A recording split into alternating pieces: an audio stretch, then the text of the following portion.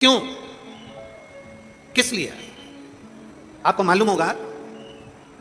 शिव महापुराण को जरा उमा संहिता को पढ़िएगा, देवी भागवत पढ़िएगा, लिंग पुराण पढ़िएगा, नर्मदा पुराण का अध्ययन करिएगा और स्कंद पुराण पढ़िएगा, उसमें वर्णन आता है। आपने मेरा विवाह नारायण के साथ कराया, मेरे लिए आज्ञा करिए कि मैं क्या कर सकती हूं। भगवान नारायण के सामने लक्ष्मी जी ने शंकर जी से पूछा तो भोलेनाथ जी ने लक्ष्मी जी से कहा, हे लक्ष्मी, तू नारायण के चरणों में रहोगी, तुम नारायण की अर्धांगिनी रहोगी, पर निवेदन केवल तुमसे इतना है, जो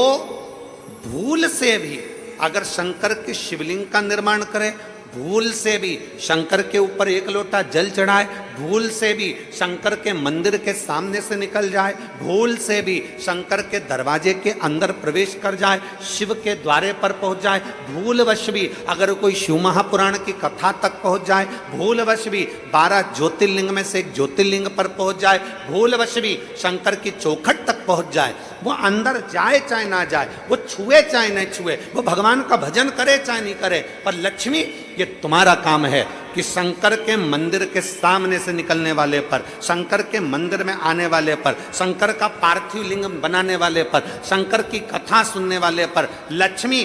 33 कोटि देवता में कोई उन पर दृष्टि दे चाहे ना दे, सबसे पहली दृष्टि लक्ष्मी तुम्हारी पड़ना चाहिए, उसका कल्याण होना चाहिए।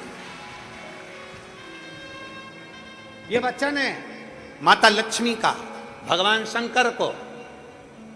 अगर कोई शंकर के मंदिर में जाएगा, शंकर के शिवालय में एक लोटा जल चढ़ाने को जाएगा, अगर कोई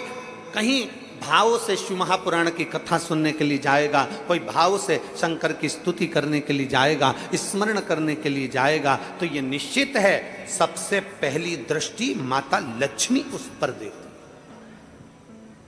अच्छा, आप लोग विचार करिएगा कि हम कैसे प्रैक्टिकल करें, तो प्रैक्टिकल करिएगा। मान लो आपको नांदगांव कथा में आना है, और नांदगांव कथा में आना है महाराष्ट्र की, और आपके पास में मान लो जाने के लिए आपके पास में कुछ रुपए नहीं है या कुछ पैसा नहीं, आपको जाना है। आप एक काम करना,